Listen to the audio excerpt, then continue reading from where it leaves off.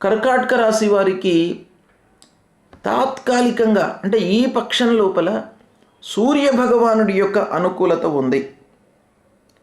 సూర్యుడి యొక్క అనుకూలత మూలకంగా మీకు కొంత మనశ్శాంతి, శారీరక సుఖము లభించేటువంటి అవకాశాలు బాగా కనబడుతున్నాయి.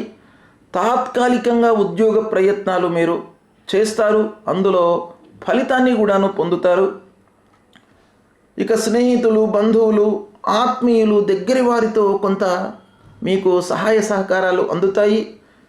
వారితో కొన్ని పనులు నెరవేరేటువంటి అవకాశాలు ఉన్నాయి. ముఖ్యంగా రాహు అష్టమ స్థానంలో ఉన్నాడు, కేతువు 2వ స్థానంలో ఉన్నాడు. కాబట్టి రాహు కేతువులకు పరిహారం చేసుకోండి. అమ్మవారి దేవాలయానికి వెళ్ళండి.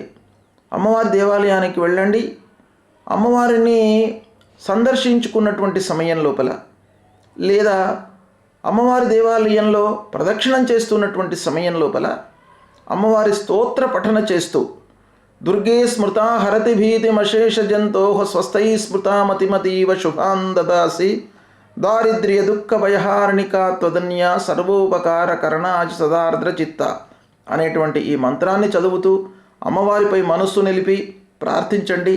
తప్పకుండా భగవంతుడి యొక్క అనుగ్రహంతో మీకు అన్నీ కూడాను శుభాలు కలుగుతాయి. శుభం.